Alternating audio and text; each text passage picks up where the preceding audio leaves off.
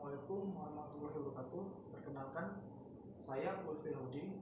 Saya merupakan peserta Latsar CPNS golongan 2 angkatan 23 tahun 2020. Sebelumnya saya ingin mengucapkan terima kasih kepada Bapak Dr. Andes Hieronymus Godang, SPD MSI sebagai coach,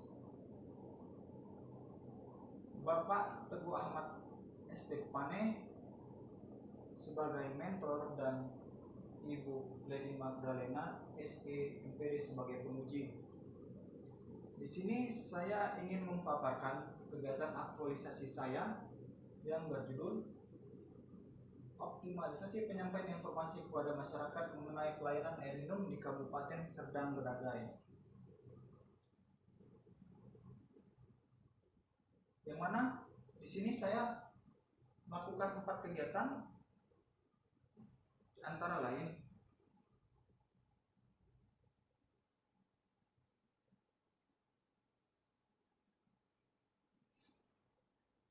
yang pertama, melakukan pendataan jumlah sambungan rumah yang aktif di Desa Firdaus, Kecamatan Serampah, Kabupaten Serdang Bedagai.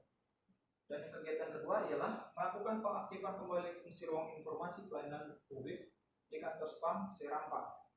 Kegiatan yang ketiga, membuat media informasi online group yang berkaitan tentang pelayanan air minum. Dan yang keempat, membuat dokumentasi kegiatan UPT pelayanan air minum Dinas Pemandan Kawasan Pemukiman Kabupaten Serdang Bedagai.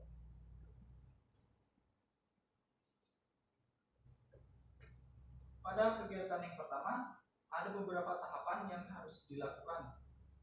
Yang pertama ialah meminta izin kepada atasan untuk melakukan kegiatan tersebut. Dan yang tahapan kegiatan kedua ialah membuat surat perintah tugas, yang mana itu menjadi dasar kita untuk melakukan suatu kegiatan.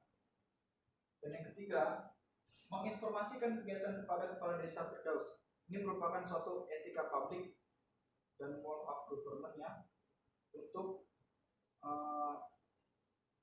ketika kita melaksanakan suatu kegiatan, kita harus meminta izin dulu kepada yang memimpin daerah setempat.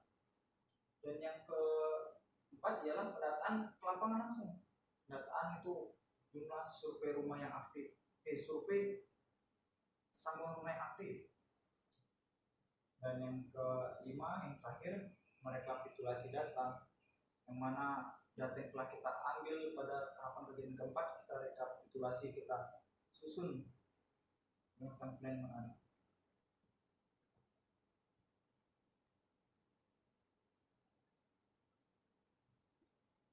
Di tahapan yang di kegiatan yang kedua, ada 4 tahapan kegiatan yang saya lakukan, yaitu meminta izin pada atasan, itu selalu pasti.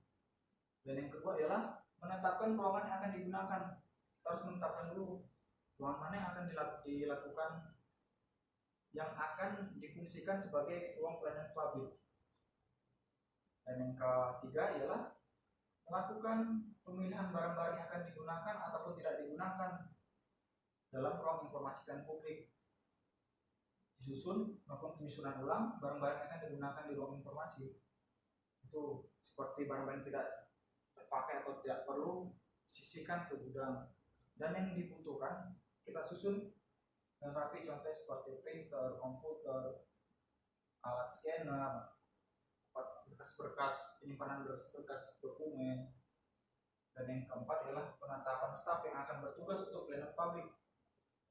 Itu ditetapkan siapa yang akan bertugas di pelayanan publik tersebut, karena sebelumnya belum ada tugas yang pasti yang untuk melakukan pelayanan publik, yang bertugas di pelayanan publik belum ada yang ditugaskan secara tetap.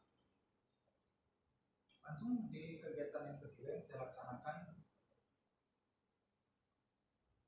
ada empat tahapan kegiatannya untuk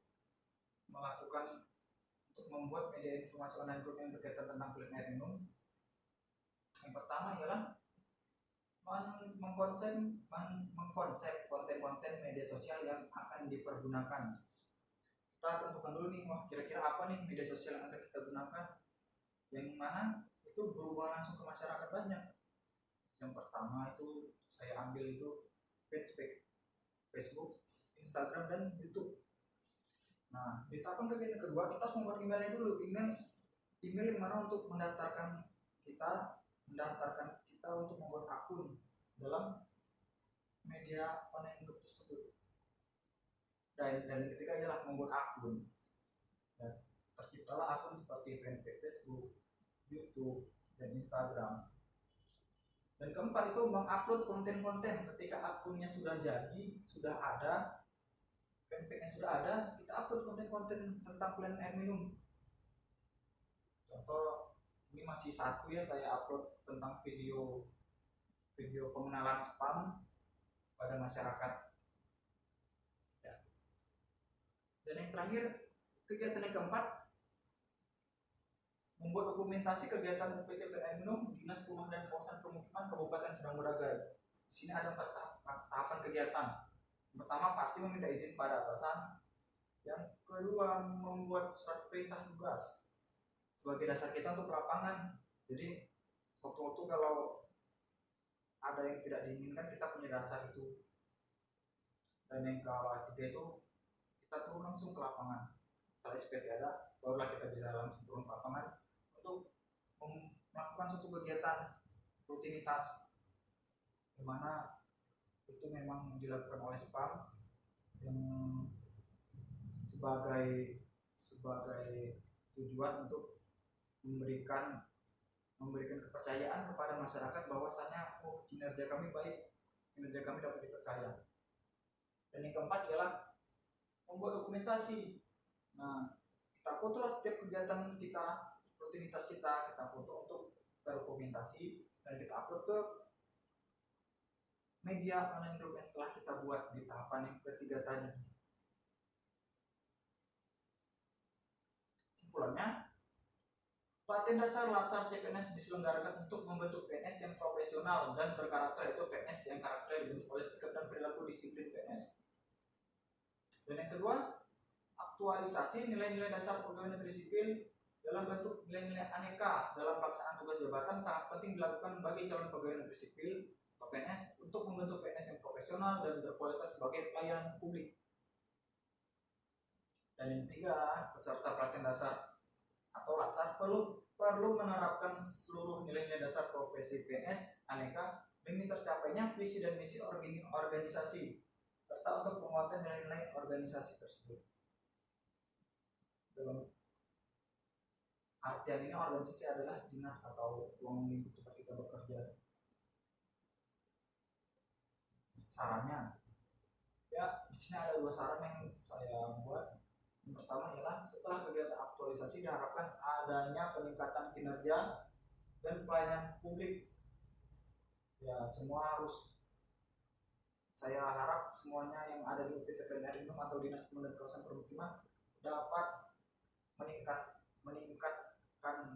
meningkatnya kinerja dan pelayanan publik untuk masyarakat. Dan yang kedua ialah perlu adanya kegiatan yang lain juga untuk mendukung nilai aneka pada organisasi sebagai tindak lanjut dari kegiatan aneka. Ya, mungkin itu saja yang dapat saya paparkan dan dapat saya jelaskan dalam kegiatan aktualisasi saya. Lebih dan kurangnya saya minta maaf.